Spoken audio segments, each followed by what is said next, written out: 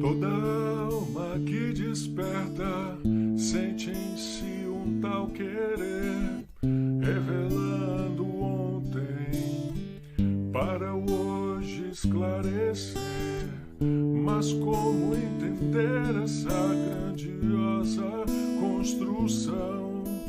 Se pequenino eu sou, não passo de um grão. Comece pelo começo, a natureza não dá saltos. No princípio era o verbo, plena harmonia sobre o caos. Mas como tudo no universo, começo para um fim, o meio é o processo. Comece pelo começo, descobrindo o seu brilho, conectando ontem e hoje, redesenhando o infinito. Comece pelo começo, a verdade conhecerá, e o véu da ignorância se dissipará, onde a luz até a mesa em madeira te responderá,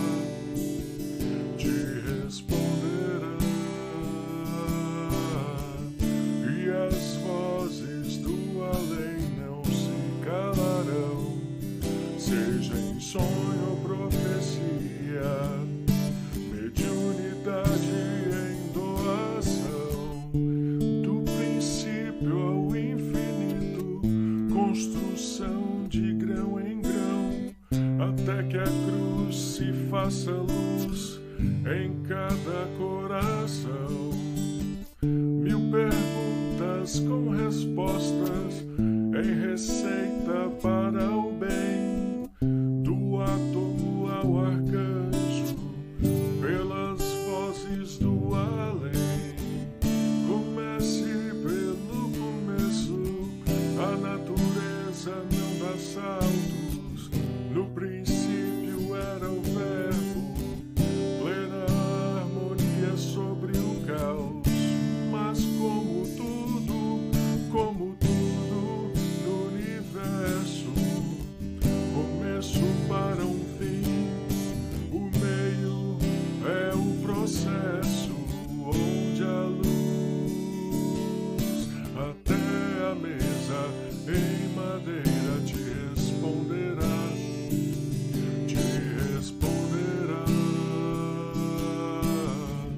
e as vozes do além não se calarão, seja em sonho ou profecia, mediunidade em doação.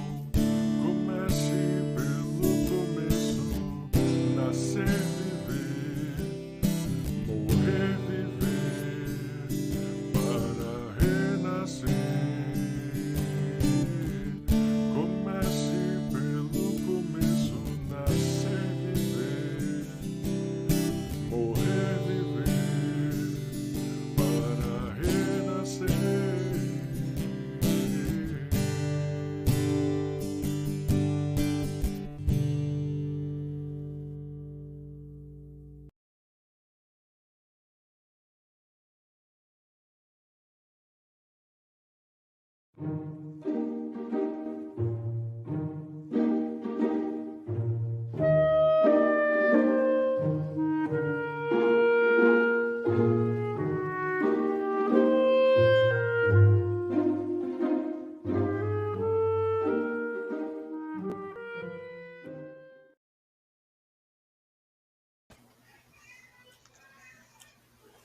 Olá, meus amigos, minhas amigas, boa noite a todos, bem-vindos. É com muita alegria que nós estamos aqui na noite de hoje, retornando, né, com a segunda temporada da série de estudos Comece pelo Começo, promovida pela Federação Espírita do Estado de Goiás. Estamos aqui com a equipe do Evangelho segundo o Espiritismo. Estamos, iniciando os estudos da noite de hoje e com muito prazer eu inicio aqui a apresentação através da minha audiodescrição para depois passar a palavra para os meus companheiros aqui de tela. Então, meu nome é Carla, eu sou uma mulher, eu sou jovem, eu tenho a pele morena, eu tenho os cabelos pretos, lisos, longos, estão soltos, eu tenho os olhos escuros também, eu estou usando uma camiseta vinho, estou sentada, atrás de mim é uma parede branca de fundo liso. E é com muita alegria que eu estou aqui com vocês na noite de hoje. E a Carla também está com um sorriso maravilhoso no rosto. Boa noite, Carla. Boa noite, Rafael. Boa noite a cada um de vocês que nos assistem neste momento. A nossa alegria é imensa, o nosso coração está em festa por poder dar início à segunda temporada das lives Comece pelo Começo, começando hoje pelo Evangelho segundo o Espiritismo, assim como começamos na primeira temporada, alguns meses atrás. Agora seguimos para a segunda, da Fé Egoflix, como vocês carinhosamente apelidaram, com a alegria muito grande no coração de ter cada um de vocês aqui conosco. Também me audiodescreverei para que todos possam nos enxergar com o coração. Meu nome é Jefferson Cunha, sou homem, sou jovem, tenho a pele clara, os cabelos e os olhos escuros. Hoje eu visto uma camiseta bem simples, cinza. Sentado, estou aqui com uma parede verde no fundo, um quadro de flores aqui sobre a minha cabeça, com o coração, com um sorriso no rosto e, acima de tudo, com Jesus guiando os nossos passos. Também está aqui conosco o nosso querido facilitador do estudo do Evangelho, Rafael, por favor, também se apresente. Boa noite, Carla. Boa noite, Jefferson.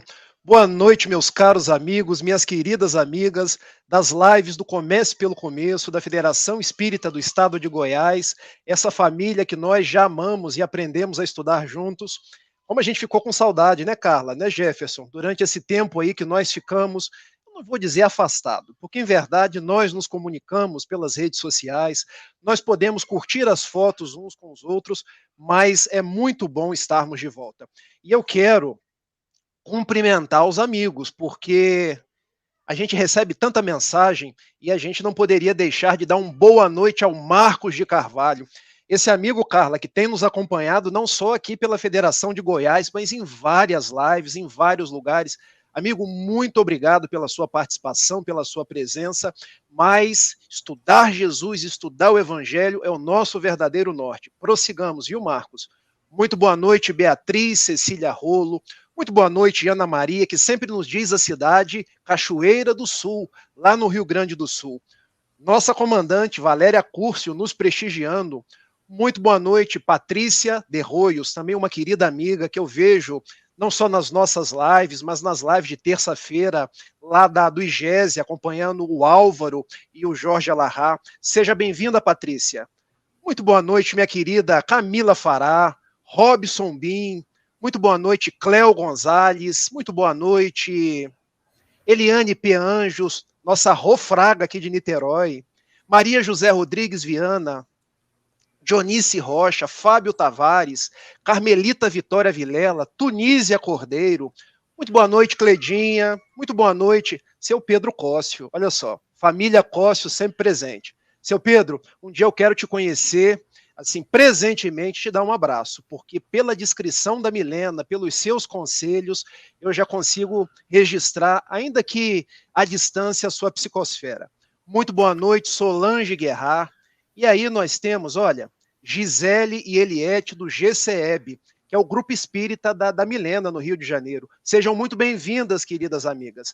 Muito boa noite aí, Milena Cóssio, nossa amiga, facilitadora da live de quinta-feira, do Céu e Inferno, Elza Mendes, Marta Oliveira, nosso querido Antônio César, das lives do Livro dos Médiuns, na quarta-feira, Hegel da Silveira, Marília Dutra, Edson Lira, Lili Fará, que saudade, Lili, que bom que você está conosco, Hélio João Marques, olha quem está aí, Robson Ribeiro, meu amigo e meu mestre, Joana Dark Correia da Silva, Nazaré, Joana Dark, já falei, Daniel Neves, Viviane Almestre.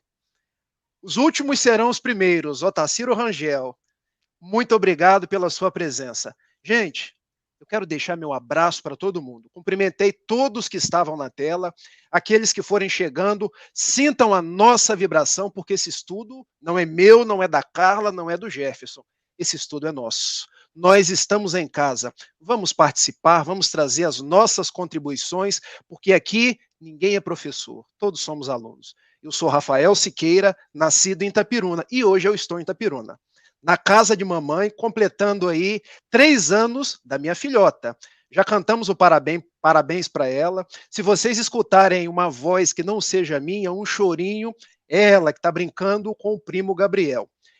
Eu sou um jovem aí de 41 anos, tenho os olhos pretos, os cabelos já ralos, vocês estão percebendo isso. Estou com uma camisa branca. Viver e não ter a vergonha de ser feliz. O compositor popular do saudoso Gonzaguinha. E porque eu fiquei com uma pontinha de ciúme da Milena, estou aproveitando que eu estou na casa de minha mãe, ó, vou suspender o vídeo. Olha quem está lá no fundo, gente. Jesus de Nazaré, que está hoje aí amparando os nossos estudos. Que ele permaneça conosco, intuindo aí os nossos trabalhos e nós possamos permanecer em paz. Vamos fazer a nossa prece, gente? Com certeza, vamos fazer a prece. Antes da prece, a gente gostaria também, né, de agradecer os canais que nos retransmitem para todos os corações que nos assistem. Já pedi para você que está assistindo, para compartilhar a nossa live, para enviar o link aí para todos os seus contatos, para que mais corações possam ser atingidos por nossa live. Carla, quem são os canais que nos enviam para todo esse planeta? Então, meus irmãos, minhas irmãs, além dos canais da FEEGO, né, estamos transmitindo pelo YouTube e Facebook da FEEGO, também estamos transmitindo pelo YouTube da TV Goiás Espírita, Rede Amigo Espírita, TV CERJ e também Facebook da FEEGO e FEEGO Livraria. Que legal! Então vamos para a nossa prece, fechando os nossos olhos, acerenando o nosso pensamento, para que possamos comunicar com o Mestre Nazareno, que nos deixou o maior exemplo de amor possível. Querido Mestre Jesus, nossos agradecimentos a Ti, para que envie até nosso Pai Celestial, que tanto nos ama, os nossos corações, engrandecidos pela presença dos Espíritos superiores, guiando, protegendo e nos trazendo estudo da noite. Gratidão por podermos estar juntos, conectados pela união de nosso pensamento, ainda que à distância, mas unidos em um só objetivo, o de estudar a maravilha da doutrina consoladora, o de lapidar o nosso coração, buscando a evolução moral, o intuito de amar nosso próximo, de fazer a caridade, de seguir o caminho do bem. Graças te damos por nos ser exemplo. Graças te damos por podermos rogar a Deus, por podermos compactuar de todo o amor que você nos ensinou, de podermos professar essa doutrina maravilhosa. Gratidão pelos momentos bons que vivemos e por podermos estar aqui, começando pelo começo. Que assim seja. Rafael, e você já trouxe, né, a alegria de sermos, a certeza de sermos eternos aprendizes. Então, começando pelo começo, estudando, né, essa doutrina maravilhosa, nós que estamos estudando o Evangelho já há 10 encontros, agora renovamos para a segunda temporada, e o pessoal que está em casa já começou a comentar, já viu vários comentários no bate-papo. Vocês sabem que pode mandar de onde está assistindo. No final, a Carla vai compilando para a gente todas as cidades que estão conectadas. Pode mandar também suas perguntas, mas também, né, Carla, tem que curtir e compartilhar, não é mesmo? Exatamente, meus irmãos, minhas irmãs, já coloquem aí o curtir. Se vocês ainda não estão inscritos também no canal aqui do YouTube, se inscrevam, ativem o sininho para que vocês não percam nenhum dos episódios aqui do nosso FEEGO Flix, que está começando, né, nesse domingo, dia 10 de outubro de 2021. Então, realmente estamos muito felizes de estar aqui com vocês na noite de hoje. Como o Jefferson falou, já coloquem aí pelo chat de onde vocês estão nos acompanhando, comentários, dúvidas que vocês tenham. Vamos passar para o pessoal, quem não leu lá na descrição do YouTube, né, da nossa live, qual é o tema da noite de hoje, Rafael? Bem-aventurados os pobres em espírito, ou pobres de espírito, capítulo 7º do Evangelho segundo o Espiritismo. Muito bem, então esse vai ser o tema, né, da nossa noite. Vocês, quem tiver aí um evangelho, né, para poder acompanhar, para poder olhar, quiser fazer perguntas, já podem colocando aí pelo chat, que depois o Rafael vai fazer a explanação inicial, depois Jefferson e eu vamos retornar para que a gente possa conversar e estudar juntos. Então, vamos estudar. Agora, enquanto é hoje, eis que fulgura o teu santo momento de ajudar. Derrama em torno compassivo olhar, estende as mãos aos filhos da amargura. Repara, aqui e além a desventura. Caminha o léu, sem pão, sem luz, sem lar. Estende o próprio amor, faze brilhar. A tua fé tranquila, doce e pura. Agora, eis o teu momento decisivo. Abre o teu coração ao Cristo vivo. Não permita que o tempo marche em vão. E caminhando e servindo sem cansaço, encontrarás subindo passo a passo a glória eterna da redenção. Este é um soneto da poetisa potiguar Alta de Souza, que um jovem baiano que visitava Chico Xavier na cidade de Uberaba, esse jovem baiano chamava-se Divaldo Pereira Franco. Ainda não era esse senhor que nós conhecemos hoje aos seus 94 anos e que traz estrelas no seu verbo. Era um jovem inquieto, sem saber dos seus compromissos, e recebe do alto, das mãos dessa poetisa já desencarnada, na psicografia de Francisco Cândido Xavier, um chamado. Agora, enquanto é hoje, eis o teu santo momento de ajudar. Porque o nosso compromisso, tal qual o compromisso de Divaldo, não é para amanhã. Amanhã nós não sabemos se estamos encarnados. Vivos nós estaremos sempre. O nosso compromisso é para hoje e agora. E nada obstante a grandeza, não tenhamos a grandeza da tarefa do Divaldo, nós podemos nos fazer úteis dentro da tarefa que nos é possibilitada. Nós estamos convidados, meus amigos, a servir Jesus, a estudar o seu evangelho e a fazer a nossa parte enquanto viajores da eternidade. E o nosso melhor tempo, como nos diz Alta de Souza, é hoje e agora. Começando pelo começo, bebendo das águas lustrais, das obras básicas do Espiritismo, do Evangelho, que nos traz Jesus de volta, para que possamos dar conta dos nossos compromissos, de amor, de elevação e de atender aos filhos da amargura. Por essa razão, porque formamos uma grande família, que estivemos juntos numa primeira temporada, agora nós voltamos, Fego Flix, segunda temporada, para mergulhar um pouco mais fundo. E hoje estudando o capítulo 7º do Evangelho. Bem-aventurados os pobres em espírito. Mas para que a gente possa ir particularmente no Evangelho, eu quero lembrar com vocês de uma das passagens mais bonitas do Evangelho de Jesus. Quando no Sermão da Montanha, ali pelo capítulo 5 de Mateus, versículos de 3 a 12, Jesus sobe num monte, abrindo a sua boca, numa expressão semítica, abrir a boca, falar à multidão, ele declama o mais belo poema que a humanidade já conheceu. O poema das bem-aventuranças. E ele declama 7 bem-aventuranças de alegria, 2 bem-aventuranças de perseguição. Eu quero me deter nessa primeira parte, nas 7 bem-aventuranças de alegria. Se vocês prestarem atenção, são 7 degraus para nós encontrarmos a felicidade. Encontrarmos a paz e nos abraçarmos com o nosso Mestre Jesus. Porque bem-aventurados são os pobres em espírito, porque deles é o reino dos céus. Aqui nos chama Jesus nessa primeira bem-aventurança.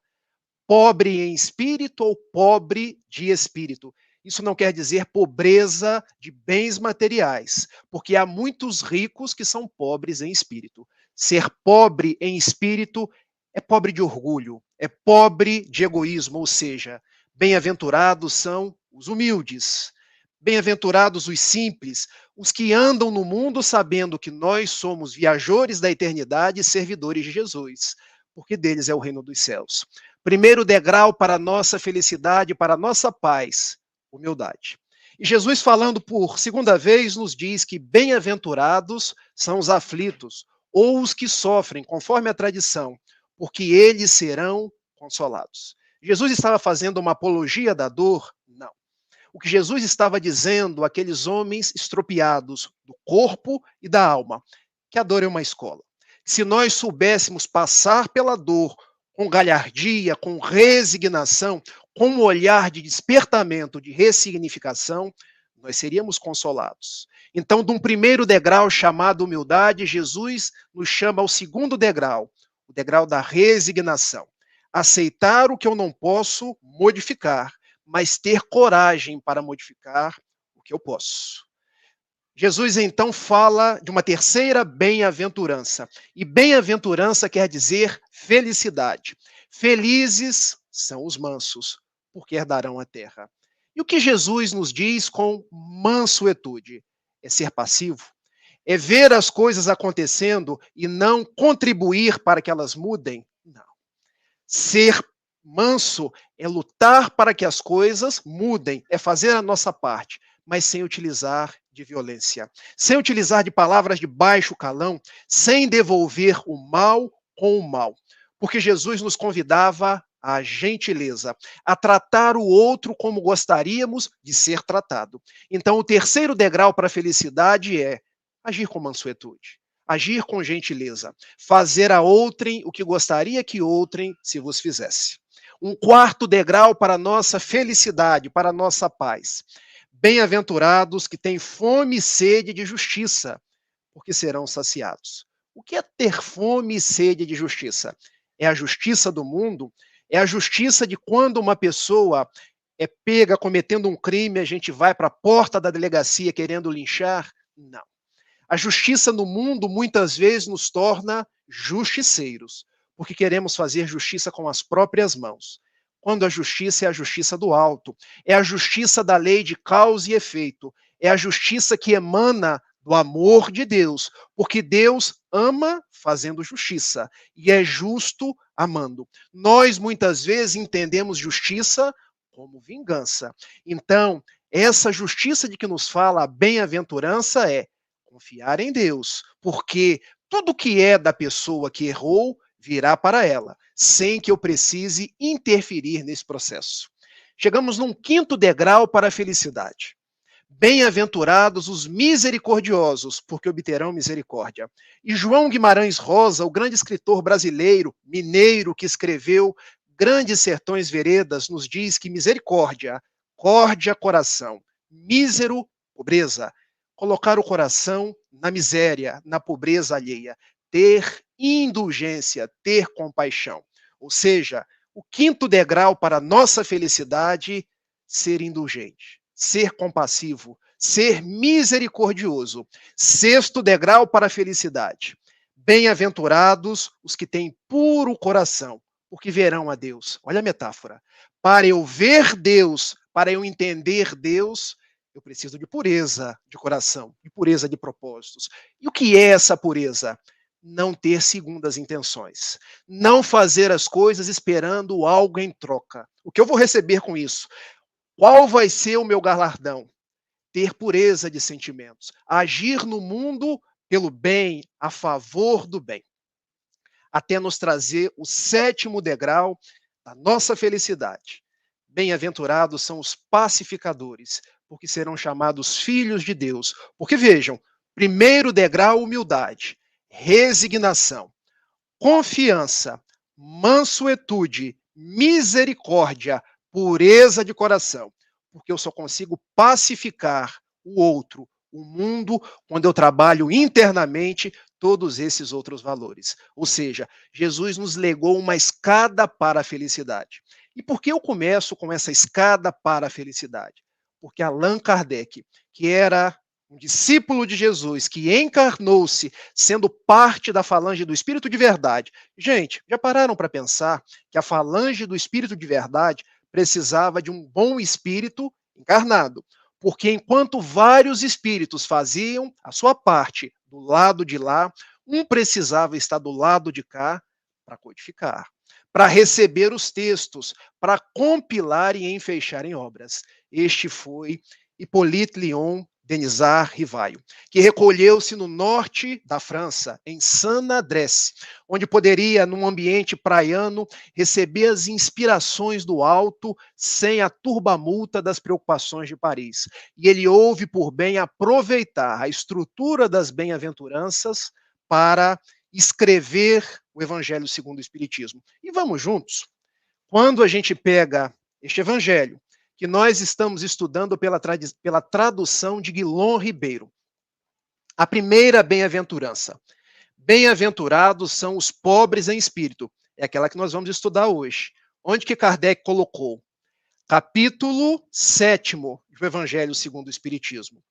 Bem-aventurados são os aflitos. Onde que Kardec colocou? No capítulo 5º do Evangelho segundo o Espiritismo. Bem-aventurados os mansos, os brandos, os pacíficos. Onde que Kardec colocou? No capítulo 9 do Evangelho segundo o Espiritismo. Bem-aventurados os misericordiosos. Onde que Kardec colocou? No capítulo 10º do Evangelho segundo o Espiritismo. Bem-aventurados os puros de coração. Onde que Kardec colocou?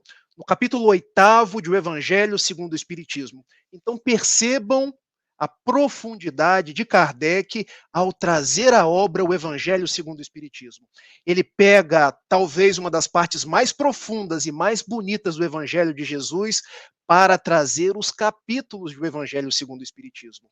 E o Sermão da Montanha, no qual está incluído o Sermão das Bem-aventuranças, ele é tão significativo que um dia Mohandas Karamchand Gandhi teve o ensejo de dizer: se todo o Evangelho de Jesus se perder e ficar apenas o Sermão do Monte, ficar o Sermão das Bem-aventuranças, o ensino está preservado.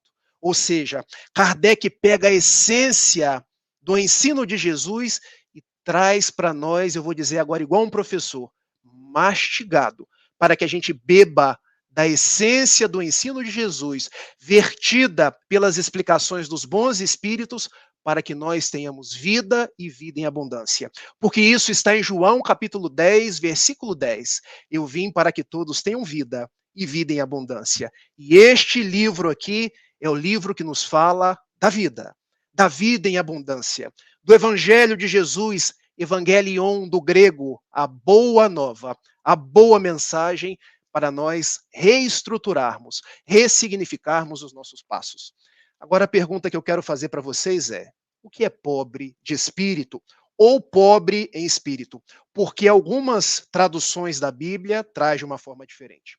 Há um livro que vocês já perceberam que eu gosto muito de citar, que é o livro O Consolador, do Espírito Emmanuel, psicografia de Francisco Cândido Xavier, quando na questão 313 perguntam a Emmanuel o que significa ser pobre em espírito. E olha a resposta de Emmanuel: os pobres em espírito são almas simples e singelas, despidas do espírito de ambição e de egoísmo, cuidam-se de corações despretensiosos e humildes, sem determinadas preocupações rasteiras de existência material. Quando eu leio as considerações de Emmanuel, eu vou para a frente do espelho e me pergunto, no exercício de autoconhecimento: será que eu, Rafael, já sou pobre de espírito? Será que eu já consigo me despreocupar das coisas da materialidade? Gente, despreocupar-se não é que eu vou virar um ermitão, vou para o deserto, vou vender todos os meus bens. Não é essa a proposta. Eu tenho o leite da minha filha para comprar. Ela está fazendo 3 anos hoje. Mas eu vou dar mais valor àquilo que é de natureza espiritual. Eu vou me desvestir de uma coisa chamada orgulho, porque eu não sou maior que ninguém. Porque as minhas coisas não são mais importantes do que as de ninguém. Eu vou ser, ou procurar ser, humilde. Pobreza em espírito, então, nós podemos pegar uma palavra: humildade. E eu perguntaria para vocês aqui agora o que é humildade. Humildade é uma palavra que nós encontramos a sua etimologia tanto no grego quanto no latim. E vem de humus. E nós podemos tirar de humus. Humus é terra, a substância que forma o chão, o solo. Ou seja, humildade vem de humus. Humus forma a terra. E também de humus forma a palavra humanidade. Todos nós estamos vinculados a um mesmo chão, a uma mesma terra, a uma mesma humanidade. Nós não somos maiores que ninguém. Nós também não somos menores que ninguém. Ser humilde é olhar uns para os outros à conta de irmãos, à conta de pessoas que eu devo amar, não me projetar, não querer que elas me sirvam, cuidem dos meus interesses, porque as outras pessoas, independente de religião, independente de expressão sexual, independente se vota na esquerda ou vota na direita, independente de todas essas coisas que causam divisão no mundo hoje, são meus irmãos. São filhos de Deus, são pessoas que eu devo considerar como vinculadas a um mesmo solo, a um mesmo chão, a um mesmo humus, a uma mesma humanidade. Daí se tornar humano é olhar o outro ser humano como irmão. Por isso Francisco de Assis chamava os seus irmãos de fratelos, criando a fraternidade, porque na sua proposta de humildade os outros eram pares, acabando com aquela ideia de castas, de párias, de outros que tinham uma determinada projeção na sua classe social. Então, ser humilde é isso. Ser humilde é buscar a essência do amor para olhar o outro como igual. Mas a palavra humildade nos traz um significado ainda mais profundo. Porque, vejam, o humus não só forma o chão, ele também fertiliza o solo. Porque a pessoa humilde fertiliza as relações. Ela é capaz de relacionar com as outras, desenvolvendo empatia, colocando-se no lugar da outra pessoa, desenvolvendo a alteridade. O que é a autoridade? É a valorização do outro por aquilo que ela é, por aquilo que ela representa. É deixar de julgar o outro, é deixar de ver ciscos no olho da outra pessoa, enquanto eu tenho a trave no meu. Então, a pessoa humilde, ela consegue se relacionar, porque aquele com a qual ela se relaciona não vê no seu outro alguém que quer se projetar, alguém que quer mandar, mas alguém que é um igual. Daí essas pessoas que são humildes têm facilidade de fazer amigos, de relacionar-se em família. E a nossa proposta aqui hoje, gente, é nós nos tornarmos uma grande família. E para nós convivermos em família, nós precisamos ser esse humus, nos fertilizar, nos gostar uns dos outros, nos respeitarmos. E para que a gente possa entender tudo isso que eu estou falando, eu quero trazer uma história de um livro notável, porque nós temos dois grandes repórteres do plano espiritual. Um é Humberto de Campos, que Milena cita muito na obra Boa Nova, pela psicografia de Francisco Cândido Xavier. A outra repórter é a dona Amélia Rodrigues. Como eu gosto de Amélia Rodrigues, porque além de repórter, ela é poetisa. E num livro notável chamado Luz do Mundo, ela nos traz uma mensagem chamada Servo de Todos. Quem quiser depois ir conferir, essa mensagem está no capítulo 18. Pois ela conta que Jesus e os seus discípulos estavam voltando ali da Judéia, da cidade de Jerusalém, para Cafarnaum, onde Jesus e os seus discípulos faziam pouso, ali na casa de Simão Pedro. E Jesus, indo um pouco mais à frente, os seus servos iam atrás. Imaginem que tipo de discussão eles estavam tendo. Qual era o discípulo mais amado? Qual era o discípulo mais importante? Qual era aquele que Jesus julgava o bambambam, trazendo para os dias atuais? E cada um começou a trazer uma determinada particularidade, que nós podemos fazer uma ponte com os dias atuais. Porque o primeiro que falou, vejam só, Judas, nascido em Queriot, o único discípulo de Jesus que era da Judéia, que era efetivamente judeu. Ele disse, eu não tenho dúvidas, Jesus me considera o mais importante, o maioral dentre vocês. E por que, Judas? Porque eu sou o dono da bolsa. porque o dinheiro do colégio apostólico está comigo. Vejam como, ainda entre os discípulos de Jesus, o dinheiro era importante. Judas se julgava o mais amado porque ele tinha a bolsa. Imagine o quanto de dinheiro tinham os discípulos de Jesus, pois se o próprio mestre dizia que não tinha uma pedra para recostar a cabeça. Talvez fossem algumas moedas, alguns sestércios, mas Judas julgava que aquilo era o mais importante. Quando Tiago maior, você não está com nada, Judas, porque eu sou o mais amado. Gente, nós temos 2 apóstolos de Jesus chamado Tiago. Tiago maior, irmão de João, filho de Zebedeu. Tiago menor, que é filho de Cleofas e de Alfeu.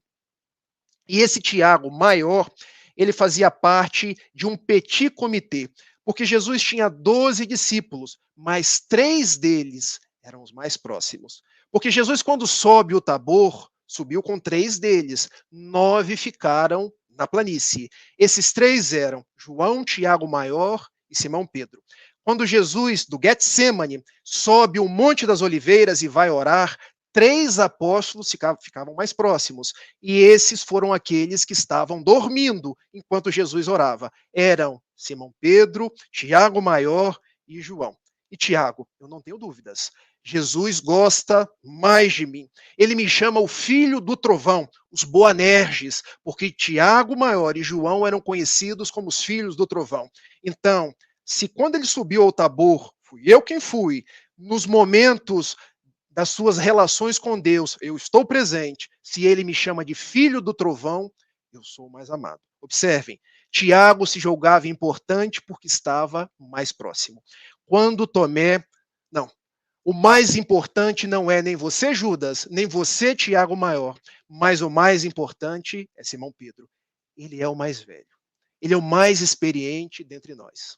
E quando Jesus quis escolher uma casa para servir de pouso, qual foi a casa que ele escolheu? Foi a casa de Simão Pedro. Então eu não tenho dúvidas, é de Simão Pedro que ele mais gosta. Vejam, para Tomé, importância tinha a ver com experiência. Gosto tinha a ver com lugar de pouso. Quando Bartolomeu, Bar-Ptolomeu, ou seja, filho de Ptolomeu, que também era um dos discípulos de Jesus, olha, vocês não estão com nada. Eu não tenho dúvidas que o discípulo mais amado de Jesus é João. E eles perguntando, e por que é o mais novo? É o mais carinhoso, é aquele que quando Jesus chega, ele corre aos braços de Jesus e se deita no ombro dele. Então, para Bartolomeu, o mais importante era João, porque era o mais carinhoso. Quando Simão Pedro, vendo toda aquela conversação, resolve, olha, vocês não entendem nada de quem é o maior, quem é o mais importante, porque Jesus gosta mais é de Mateus Levi. Mateus, o evangelista, o cobrador de impostos, que Jesus transformou num evangelista. E por que Simão Pedro ele é mais importante? Porque ele sabe ler e escrever. Vocês não percebem que todos nós somos rudes pescadores, homens ignorantes? Mateus sabe ler, sabe escrever. Mateus toma nota de tudo que o mestre fala. E Jesus veio escutando aquilo, de Jerusalém até Cafarnaum. Quando já estava ali pelas praias de Cafarnaum, ele que amava aquele mar, vira-se para trás e pergunta, sobre o que vocês estavam falando? E todo mundo abaixa a cabeça, tal qual o filho, quando a mãe pega fazendo alguma bagunça. Sobre o que vocês estavam falando? Não estávamos falando sobre nada. Mas, tal qual o filho não engana o seu pai, os discípulos também não enganavam a Jesus. E Jesus abre a sua boca e fala palavras de vida eterna. Quem quiser ser o maior, que se faça o menor entre todos. Quem quiser ser o mais importante, que se torne o servo dos demais. Então Jesus diz para cada um de nós, ser pobre em espírito, ser humilde, é se fazer o menor entre todos, é se fazer o servo dos demais. Eu quero terminar essa primeira parte lembrando de um outro João, João Batista, o primo de Jesus, porque quando Jesus vai até ele para ser batizado com água, João Batista olha-se, é esse é o Messias que é esperado pelo povo de Israel. É esse que eu não tenho condições de amarrar nem as sandálias. E Jesus pede a ele para que seja batizado.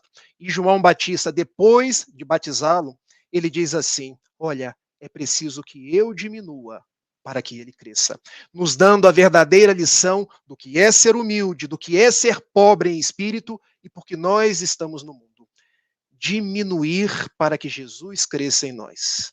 Calar o nosso orgulho, o nosso egoísmo, para que as virtudes cristãs cresçam através de nós. Que o meu verbo não seja mais o verbo daquilo que o Rafael quer falar, mas o que Jesus quer que eu diga.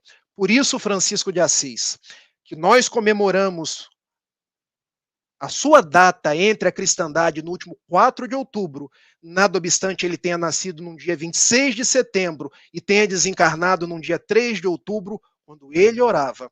E orou no Monte Alverne, ali, nas cercanias de Assis, ele dizia: meu Pai, eu te pedi muitas coisas, mas que se cumpra conforme a tua vontade e não a minha. Por isso, Paulo de Tarso, já no final do seu círculo entre nós, ele teve a ocasião de dizer entre os Gálatas, na carta aos Gálatas: já não sou eu quem vive, o Cristo vive em mim. Então, todos nós estamos no mundo por esse compromisso de amor, por esse compromisso de diminuir a nós mesmos, para que o Cristo cresça em nós, nos façando pobres em espírito e nos devolvendo a alegria, a saúde e a paz de viver. Muito obrigado e vamos para as nossas perguntas. Voltamos aqui então, agora, para poder trazer as perguntas, né, para que vocês que estão aí em casa possam participar conosco, possam estar aqui contribuindo também com o nosso estudo. Afinal, aqui a gente estuda em conjunto, não é só eu, Rafael e Carla aqui que estamos transmitindo. Vocês que estão em casa, participam conosco para que a gente possa trocar experiências. Rafael, então a gente vai trazer a primeira pergunta da noite, a Carla vai ler para a gente. Vamos lá, a primeira pergunta, inaugurando aqui, né? Não poderia ser mais especial, vinda do nosso professor Otacílio Rangel. Ele pergunta, Rafael, por que Tiago é conhecido como Tiago Maior e o outro como Menor? Professor Otacílio, eu te peço até que você me ajude nessa resposta. Porque quando nós começamos a estudar os dias do cristianismo primitivo, as razões de muitos dos acontecimentos, nós encontramos várias vertentes. E uma delas nos diz que Tiago Maior, que era o irmão de João, era mais velho. E Tiago Menor era mais novo. Então, uma das formas de Jesus distinguir os dois irmãos era chamar o irmão de João, que era mais velho, por Tiago Maior, e chamar o outro, que era irmão de Judas Tadeu e irmão de Mateus Levi. Ou seja, nós temos aí 2 pares de irmãos. Na verdade, um par de irmão. João, que era irmão de Tiago Maior, e uma outra trinca de irmãos, que era Tiago Menor, irmão de Judas Tadeu e irmão de Mateus Levi. Como o Tiagão, o Tiago Maior, era mais velho, ele houve por bem chamar Tiago Maior. E o outro, que no Evangelho ali é considerado num determinado momento até como irmão de Jesus. Em outros estudiosos dizem que ele era primo de Jesus, mas isso não é o mais importante. Nós temos aí várias correntes para nós podemos estudar o Evangelho, mas a corrente aí que é mais aceita hoje é que ele era mais jovem, e daí essa distinção, maior, menor. Se você quiser trazer alguma contribuição, professor Otacílio, eu estou aí à sua disposição. Talvez também, né, Rafael, questão de tradução, né, a Bíblia é escrita numa língua bem antiga, e o português, que apesar de o Brasil ser novo, ele vem de Portugal, mas ele carece de uma tradução que se encaixe em várias outras palavras que talvez na época tinham um significado bem amplo, que hoje ela é bem mais restrita também, né? Para a gente possa entender essa questão. Exatamente. Na verdade, Tiago é Jacob. Então nós temos Tiago Maior, San e Jacob, que na verdade depois daqueles primeiros dias, dizem algumas traduções que ele foi, traduções de alguns historiadores, é bem verdade, que ele foi logo decapitado, que foi um dos primeiros seguidores de Jesus, que foi morto em holocausto por amor a Jesus. Dizem outros que não, que ele foi um daqueles que pregou pela Europa fora, chegando inclusive até na Espanha. E nós temos hoje uma cidade na Espanha chamada San Jacob de Compostela. Santiago de Compostela. Porque exatamente o padroeiro da Espanha é Tiago Maior. E muitas pessoas vão fazer o caminho de Santiago. Por quê? É o caminho onde passou o irmão maior, o Tiago Maior, o irmão de João, na sua pregação, convertendo várias pessoas e trazendo Jesus para aquele povo da Europa. Quanto a Tiago Menor, que era o filho de Alfeu, esse nós sabemos que ficou ali, isso está na própria obra aí, Paulo e Estevão, ficou ali na casa do caminho, junto com Simão Pedro, junto com João, e ele foi muito importante naqueles dias do evangelho primitivo, recolhendo aquelas pessoas humildes, aquelas pessoas cancerosas, aquelas pessoas rancenianas, mas era alguém ainda muito voltada à lei de Moisés, muito afeito ao Velho Testamento, tanto que ele tinha brigas homéricas com Paulo de Tarso. Até que no final, nós sabemos que no final de Paulo e Estevão, eles se reconciliam. Tanto que Tiago Menor, ele dá um verdadeiro abraço em Paulo de Tarso, reconhecendo o seu propósito, reconhecendo o seu valor enquanto um divulgador do Cristo, e selam ali uma grande aliança. Porque Tiago Menor, ele se dá conta de que ambos trabalham. Paulo quis levar o evangelho à gentilidade, porque se ele ficasse restrito ali ao reino de Israel, à Palestina, hoje nós não teríamos o evangelho. Mas Tiago achava, Tiago Menor, que o evangelho era apenas para os judeus. Paulo conseguiu convencer. No final, eles se tornam grandes amigos e Tiago Menor se dá conta da envergadura da tarefa de Paulo. Eram essas as minhas considerações. Estudar o evangelho é algo que demanda muita leitura, demanda muita profundidade, e nós encontramos várias correntes. Nós não teríamos uma resposta certa, até mesmo porque os historiadores, eles divergem entre si, com relação a datas, com relação a destinos dos apóstolos, mas em breves considerações é isso. Olha que legal o raciocínio que o Marcos de Carvalho trouxe, né? Hoje eles seriam o Tiagão, né, o Tião, o Tiaguinho, o Gui, né, os apelidos carinhosos que a gente vai se dando. Talvez também na época, né, apesar da cultura ser tão mais formal, né, as pessoas serem mais sistemáticas, mas também tinha aquela do filho chamar, do pai chamar o filho, às vezes de um nome especial, e Jesus renomeia também seus apóstolos para que eles nasçam novamente, né? Essa que é o que Jesus solicita àqueles que iriam lhe seguir, né? Vem e se renasçam. E é o que a gente está fazendo aqui hoje também, né? Nós estamos renascendo outras tantas vidas para resgatar os nossos erros, para provar que somos merecedores da misericórdia de Deus, e dentro da própria encarnação, renascendo, pois voltamos ao começo e estudamos novamente. É uma ideia bem legal. O Otacílio comentou, né? Seguiu aí retornando aí ao que o Rafael falou, diz: Tiago, irmão de João, está lembrado em uma lição de Humberto de Campos, ter sido preso e morto em Jerusalém 11 anos depois da crucificação. Sim, professor Otacílio, está lá no livro Boa Nova e também está no livro Paulo e Estevão, esse Tiago Maior como sendo um dos primeiros mártires, porque ele foi decapitado. O Tiago Maior, irmão de João. Agora, outras correntes dizem, aí não mais correntes espíritas, que ele teria ido para a Europa, falar do evangelho ali pela Espanha, ali no próprio Portugal, sendo o padroeiro da Espanha, e a própria cidade Santiago de Compostela, em homenagem a Tiago Maior. Eu prefiro a versão de Humberto de Campos, tá, gente? Eu prefiro ficar com aquele que nos trouxe, que é esse jornalista do além. Vamos aproveitar esse raciocínio que o Otacílio nos trouxe para puxar um pouco o tema para os nossos dias atuais. Porque os apóstolos de Jesus, eles tiveram que se martirizar para seguir a mensagem do Cristo, para que essa mensagem fosse difundida, para se tornarem de verdade evangelizadores. Nós temos a figura de Pedro, que não se julgou digno de ser crucificado, porque através do sacrifício do Cristo, ele nos mostrou que era resignação. Então, e hoje, nós que somos cristãos, nos dizemos cristãos pelo menos, professamos o espiritismo, ou mesmo sendo simpatizantes, ou mesmo quem esteja assistindo que sigam qualquer outra corrente religiosa, né? Jesus nos pede para sermos pobres de espírito, para sermos humildes, como o Rafael nos trouxe.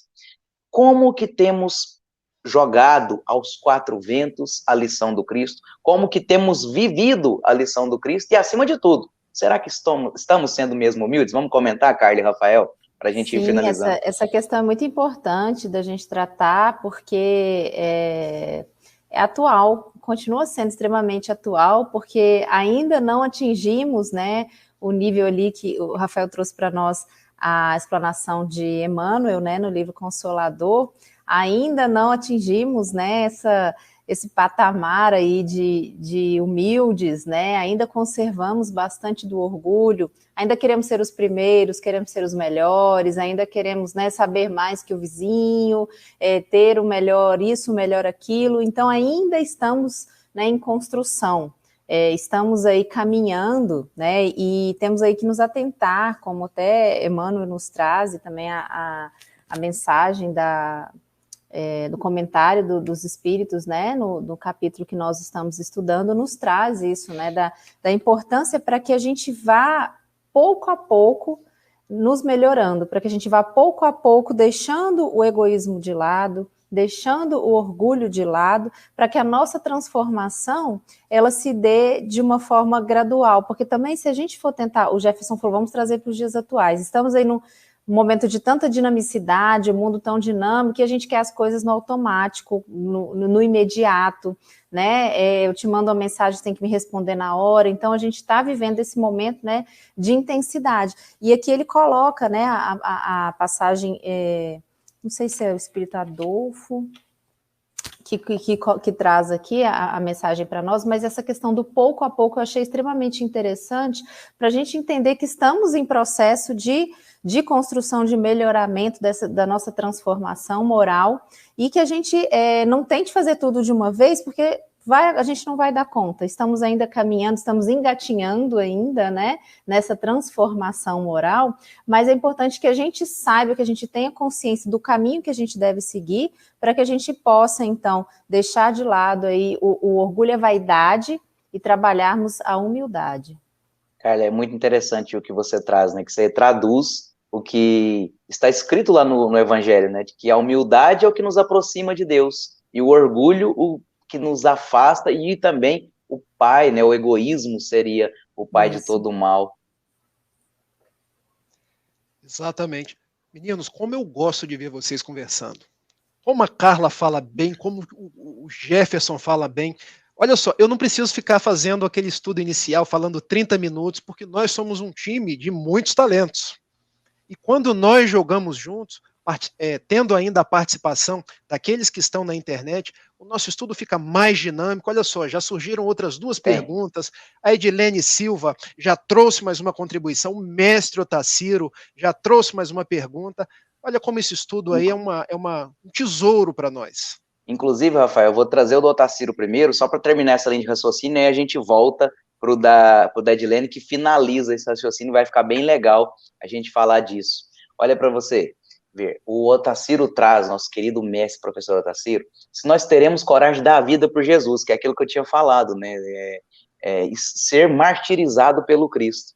E dar a vida não seria dedicar o trabalho, né, do Quinto Evangelho nos dias de hoje, porque hoje a gente não precisa se matar em nome de Jesus, pelo menos não onde a gente vive, graças a Deus estamos num ambiente, num estado laico, num ambiente onde a gente pode professar a fé que a gente deseja. A gente sabe que no mundo existe muita dificuldade quanto a isso ainda, mas vivemos em locais com harmonia religiosa. E aí, o dar a vida por Jesus, não sendo a vida carnal, mas dar a vida espiritual, que essa é a pergunta que o professor Otacílio nos traz. Carla, você quer falar alguma coisa? Não, pode comentar, Rafael. Ah, tá. Teremos nós coragem de dar a vida por Jesus? E dar a vida não seria nos dedicarmos ao trabalho do Quinto Evangelho nos dias de hoje? Vejam, quando nós pensamos nos mártires dos primeiros momentos, naquele cristianismo primitivo, como nos motiva? Quando a gente pensa em Joana de Cusa, nós pensamos, conforme aí palestra de Divaldo, em mais de 1 milhão de homens e mulheres que adentraram os circos romanos, ora em postes de azeite incandescente, ora estraçalhados pelas feras. Quando nós lembramos aí do martírio de Pedro, que dizem as tradições que foi crucificado de ponta cabeça, de Tiago Maior, que foi decapitado, no martírio de Estevão, que foi morto a pedradas, no martírio de praticamente aí 10 dos seguidores de Jesus, 10 dos discípulos, porque observem, um se suicidou, outro foi poupado, porque amou, que foi João, mas os outros 10 morreram em holocausto a Jesus. E morreram, conforme o livro Ave Cristo, dizendo a célebre frase, Ave Cristo, os que honram, os que aspiram servir em teu nome, te glorificam e saúdam. Será que a gente precisa hoje, Carla e Jefferson, ir para a boca de uma fera? Ou será que a fera são as dificuldades dos dias atuais? Será que hoje a gente precisa daquele azeite para nos queimar por fora, quando a gente já tem os vícios que nos queimam por dentro? Porque as arenas hoje são outras. Nós não seremos os gladiadores do Cristo. Porque quando a gente vê o filme do Gladiador do Russell Crowe, muitos de nós ainda nos sentimos com as espadas na mão, com os escudos, mas hoje nos diz Paulo de Tarso, Emmanuel, numa lição belíssima chamada O Capacete da Fé. Os nossos desafios são outros. O nosso desafio é trabalhar para o Cristo, conforme o mestre Otacílio falou, se dedicando ao Evangelho, sendo um arauto da Boa Nova. E levar o evangelho através dos nossos atos, se for preciso utilizar palavras. Então, Jefferson, a sua expressão, quando você sorri para alguém, quando você acolhe alguém, é a sua arena. Carla, quando você abre uma live com esse sorriso, com esse vigor, é o seu trabalho. Eu, quando estou aqui falando, e gente, eu sou desajeitado, eu sou tímido, se eu pudesse eu me enfiava debaixo da cama. É a minha arena. É a minha arena lá no meu ambiente de trabalho, onde eu tenho pessoas que são agnósticas, que são ateias, que olham para mim, Rafael é espírita, ele bate tambor, porque acham que eu bato tambor. Eu sou espírita porque eu sou cristão. É a minha arena. É a nossa arena, Milena, que está nos escutando, aquele trânsito do Rio de Janeiro, aquela barca lotada, aquele fórum cheio de gente só preocupado em ganhar processos, em ganhar dinheiro, e nós queremos ser os cavaleiros de Cristo, que não vamos montar num cavalo para livrar um túmulo vazio de Jesus, mas nós vamos resgatar a mensagem de Jesus. Nós vamos ser a nossa melhor expressão, dentro das nossas possibilidades, porque ninguém muda do dia para a noite, mas nós podemos, numa bela poesia de Fernando Pessoa, ser dentro daquilo que podemos a nossa melhor expressão, porque a lua, ela brilha em todos os lagos. Por quê? Porque ela vai se elevando. Quanto mais ela se eleva, ela consegue projetar a própria luz. Então, quanto mais a gente se torna reformado moralmente, a gente vai conseguindo espargir a luz. Hoje, talvez a gente seja um pirilampo na noite escura. Mas a gente vai trabalhando, a gente vai trabalhando, vai trabalhando. Um dia a gente chega no mestre Otacílio. Mas a nossa meta é Jesus de Nazaré. Então a nossa arena hoje chama-se terra, pandemia, período de recolhimento, agora período de retorno. Porque se falava do desafio da quarentena, agora é o desafio do retorno. Como nós vamos retornar? Como vai ser o novo normal? Ser cristão é isso. É ter a coragem para vencer os desafios do mundo moderno. Mestre Otacílio, muito obrigado pela sua participação. Olha a pergunta da Edilene, que vai, de certa forma, fechando essa linha de raciocínio, até por causa do tempo que nós temos, que se deixasse a gente falava aqui até clarear o dia, mas a gente tem um tempo para cumprir, que ela vem nos perguntar, né? No processo de autodescobrimento, qual a melhor forma de sair da superfície a fim de desenvolver a humildade, sem cair na culpa? Eu vou lendo e já falando. Quem responde isso aí é Santo Agostinho. A nossa reforma íntima, mas eu vou deixar a Carla e o Rafael falarem. Carla, ele é esperto, né, Carla? Eu vou lendo e já vou dando a resposta. Mas em vez dele dar a resposta, ele passou para a gente. Põe a gente para responder. Mas é interessante, né? Porque acho que, de repente, a gente está precisando trabalhar isso também, né, Rafael? Para que a gente possa responder. A gente tem aqui também, no nosso capítulo estudado aqui na noite de hoje, Dilene, o item, a missão do homem inteligente na Terra. Então, eu acho que a gente pode juntar aqui ao seu questionamento, né, essa colocação aqui da missão do homem inteligente na Terra, né, com a resposta de colocação aqui, os comentários do Espírito de Ferdinando, para que a gente possa, né, compreender que é possível a gente tentar sair de si, né, melhorar, descobrir como que nós podemos ser melhores, sem termos orgulho, sem termos a vaidade, e nos utilizando do que nos é posto, do que está à nossa disposição, né? Se nos foi dado a inteligência, a condição de estudar, de aprender, de desenvolver, que nós façamos isso e que nós possamos utilizar dessas ferramentas para poder tornar o meio que nós vivemos melhor, para poder difundir aqui, como nós estamos estudando, uma doutrina consoladora, para trazer esclarecimentos, mas tendo aí a consciência de que nós somos seres imperfeitos, em construção, a caminho aí da nossa transformação moral, e sendo assim, nós vamos cair, nós vamos errar, nós vamos sofrer porque erramos, porque sabemos já que o erro, né, não é uma coisa boa, não vai nos levar a lugar algum, mas vai trazer de uma certa forma a culpa, porque a gente se cobra. Não devemos nos cobrar tanto, né? Mas a gente ainda tem essa cobrança grande aí entre nós. Então, eu acredito que é mais ou menos por aí, Rafael, e você?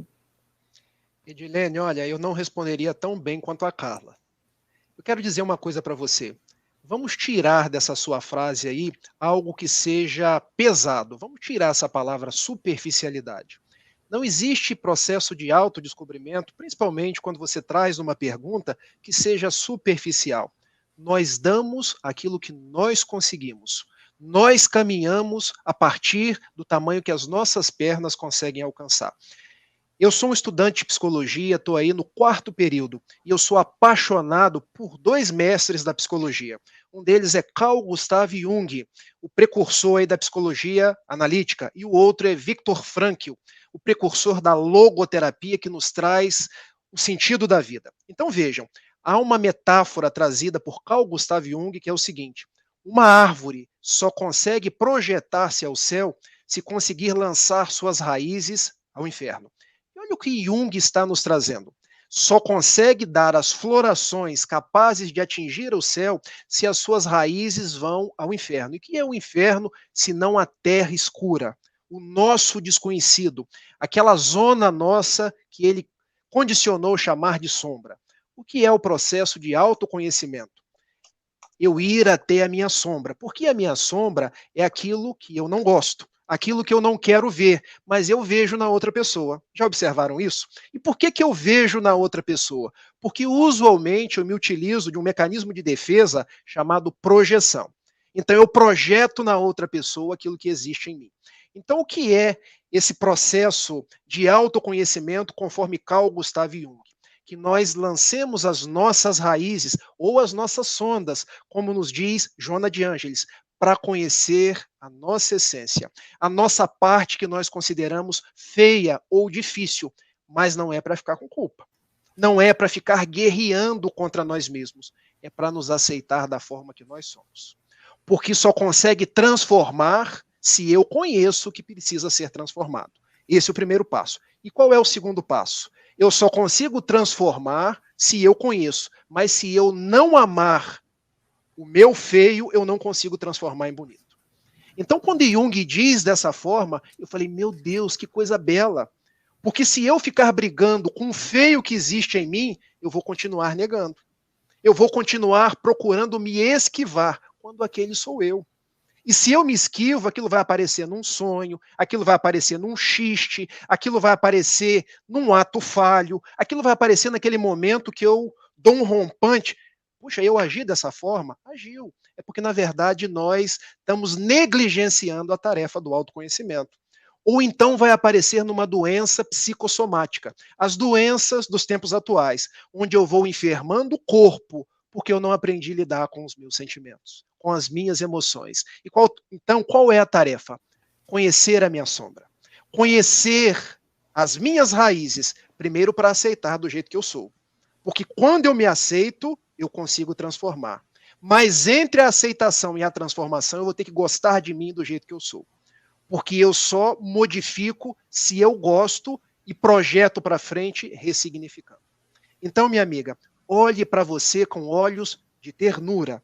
É certo que tendo o desafio de modificar, mas tire essa espada da cabeça, tire essa pedra que muitas pessoas colocam, eu tenho que me modificar, eu não posso fazer dessa forma. Por que não, se nós estamos no mundo de provas e expiações, que é o segundo numa escala de mundos que tem 5? Por que não, se nas questões 100 a 103 do Livro dos Espíritos, nós temos os espíritos puros, bons e impuros, trazendo aí uma didática de mestre Otacílio, que prefere, ao invés de imperfeito, trazer impuro. Se eu sou um espírito impuro, eu ainda tenho sombra, mas eu tenho um processo de caminhar para a luz, conforme nos diz Emmanuel. Mas para caminhar para a luz, eu preciso olhar para a minha sombra, me aceitar, gostar, para depois transformar. Esse é o nosso desafio. Que Jesus te auxilie e continue estudando com a gente. Muito bem, Rafael. Tivemos aqui mais uma pergunta. A nossa irmã Ana Maria, que estava aqui na primeira temporada, segue aqui com a gente. Ela pergunta como ter humildade na dor. Quer falar, Jefferson? Quer falar, Carla? Posso? Vai, Jefferson. Olha que interessante, porque a pergunta nos traz uma linha de raciocínio que a doutrina espírita é um consolador. Jesus nos prometeu que enviaria o Consolador, que traria as respostas, que traria a calma para a nossa alma.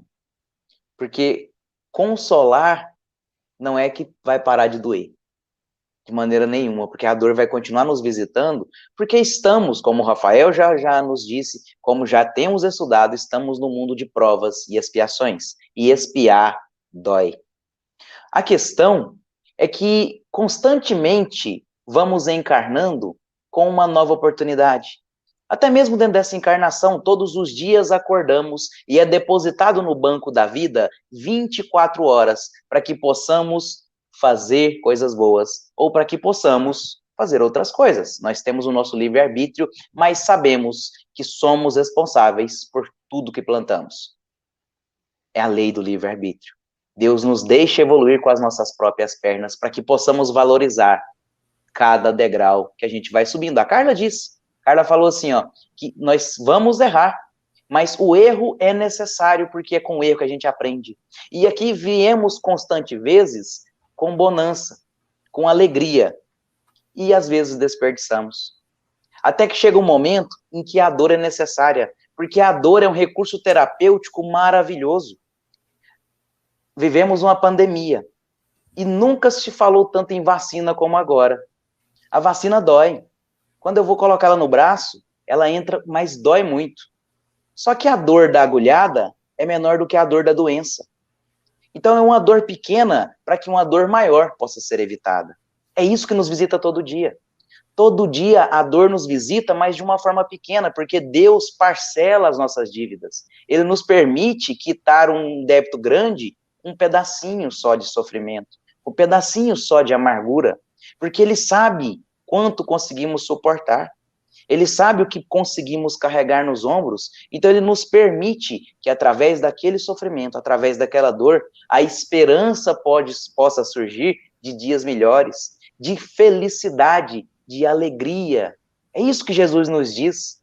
Por isso é que ele diz que bem-aventurados os pobres de espírito, bem-aventurados os humildes, porque apesar do sofrimento, apesar da agonia, eu posso calar a minha dor para ajudar o outro. Foi isso que Jesus fez, porque mesmo tomando chicotadas, mesmo crucificado, ele abandonou seu sofrimento, abandonou a sua dor e implorou a Deus que nos enviasse luzes. Foi isso que os apóstolos fizeram. É isso que estamos vendo em grandes nomes que trazem a paz para este mundo, como a gente viu Chico, professor Eurípedes, Bezerra de Menezes, Divaldo, o Rafael aqui comigo, a Carla aqui comigo, e cada um que está em casa. Quando nos calamos a nossa dor interna para acudir à dor do outro, é neste momento que a gente mostra a humildade e é neste momento que começa a ser curada as nossas dores. Muito bom. E lembrarmos também de não questionarmos, né? Temos aí que receber, acolher, pensarmos, né? Entendermos, trabalharmos, né? O motivo dessa dor que vem como aprendizado. Jefferson trouxe aí para nós a fala de Jesus, né?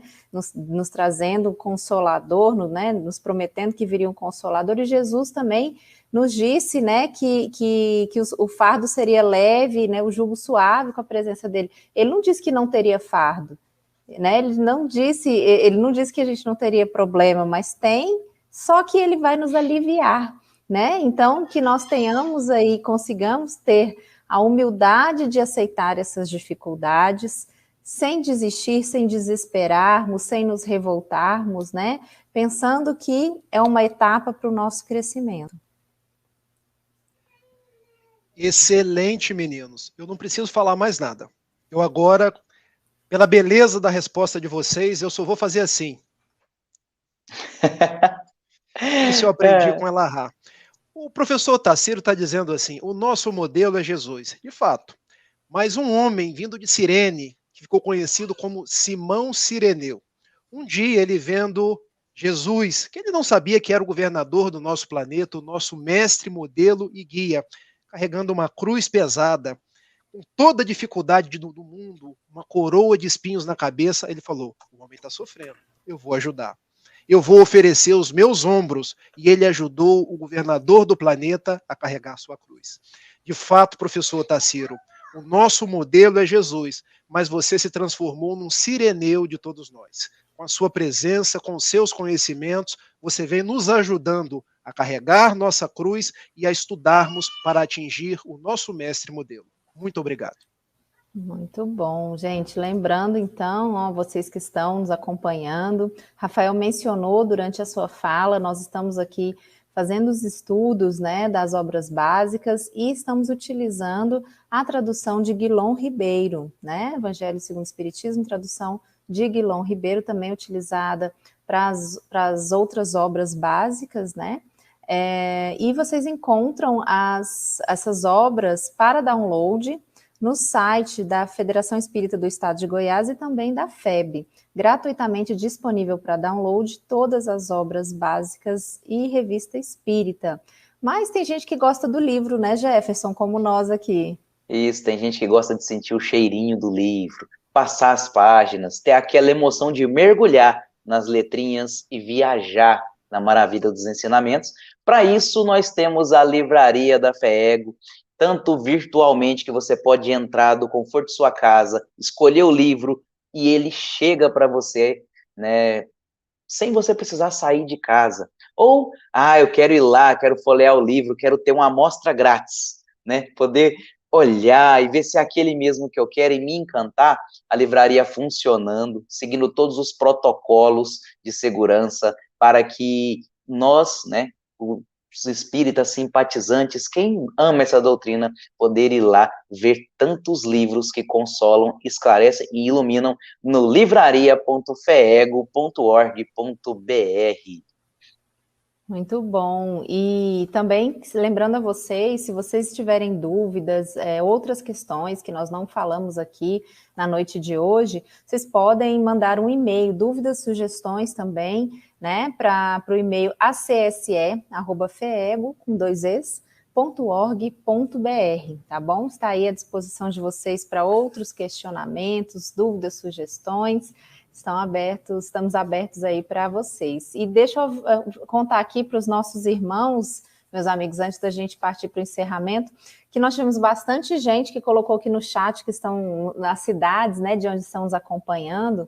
Além do pessoal daqui de Goiânia, tivemos irmãos e irmãs de Niterói, no Rio de Janeiro, Caiapônia e Catalão aqui em Goiás, Rio de Janeiro capital, Teutônia, Rio Grande do Sul, Joinville, Santa Catarina, Governador Valadares, no Rio de Janeiro, Cachoeira do Sul, no Rio Grande do Sul, Pirapora, em Minas Gerais, Maceió, Alagoas, Teve uma pessoa que disse que é do Acre, não falou exatamente de onde. Vila Velha, no Espírito Santo. Ponta Grossa, no Paraná. Pinheiral, Rio de Janeiro.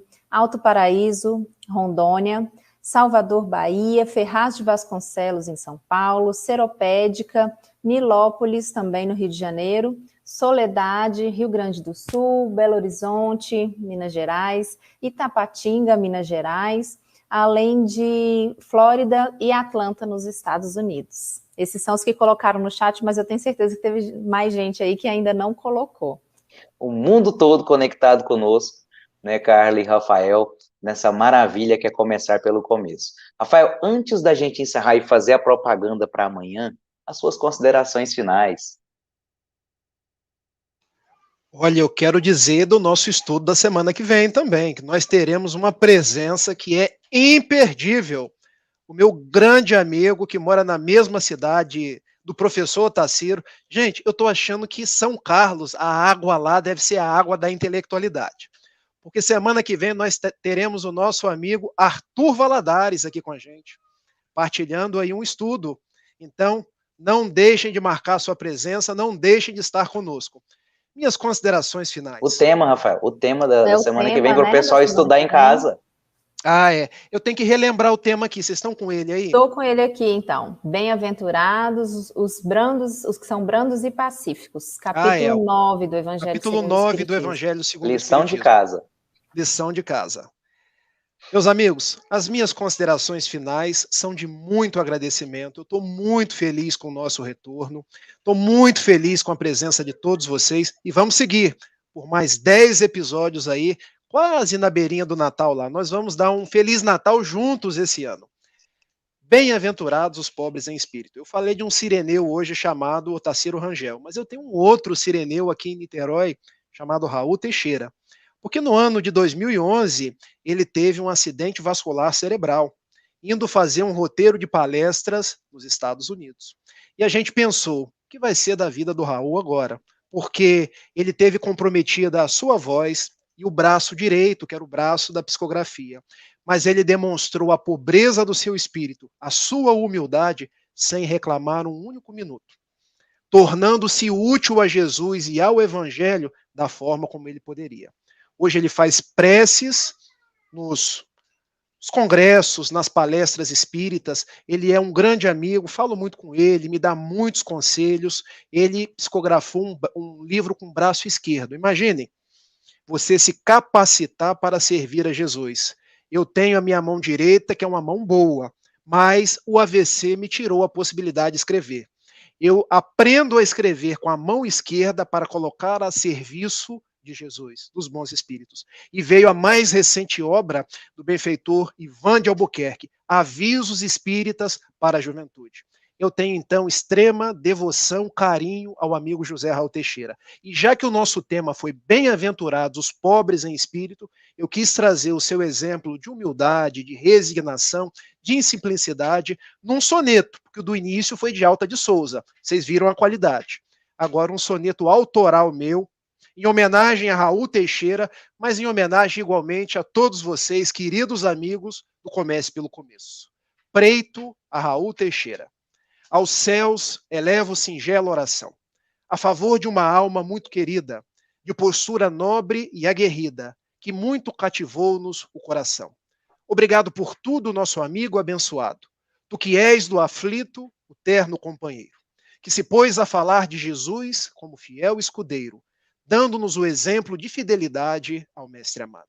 És tu, Raul, fina flor em um mundo de intemperança, cuja pregação preencheu-nos os espíritos de esperança, lembrando-nos a por ti vibrar com muito desvelo e fervor. E se hoje podemos simples trova te endereçar, foi para que o teu sentimento pudéssemos levar os augúrios de saúde, paz e muito amor.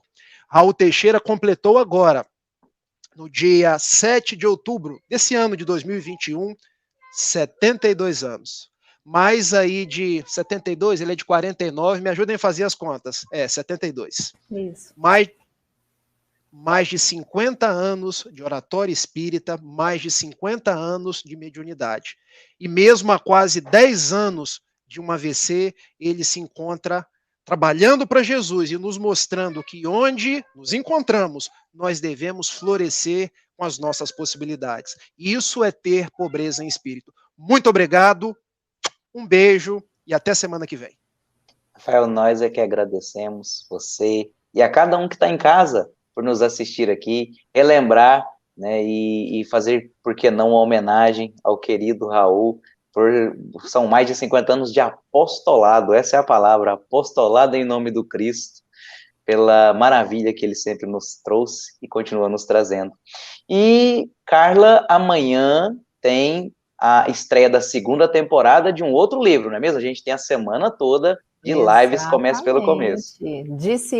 De domingo a sexta-feira nós estamos aqui estudando, né? Hoje tivemos o Evangelho segundo o Espiritismo e amanhã convidamos vocês às 21h30 para o estudo da Gênese, com o facilitador Otacílio Rangel e mediadores Nazaré Diniz e Fábio Simões. Então, nessa segunda-feira, às 21h30. Isso você não pode perder, né? A semana toda, às 21h30, com exceção do sábado. De domingo a sexta, tem lives Comece pelo Começo para mais 10 episódios dessa segunda temporada. Nós três aqui, todos os outros facilitadores e âncoras, e você aí em casa, conectados com a união do nosso pensamento, coração com Jesus. Obrigado, fiquem todos com Deus e até o nosso próximo encontro. Boa noite.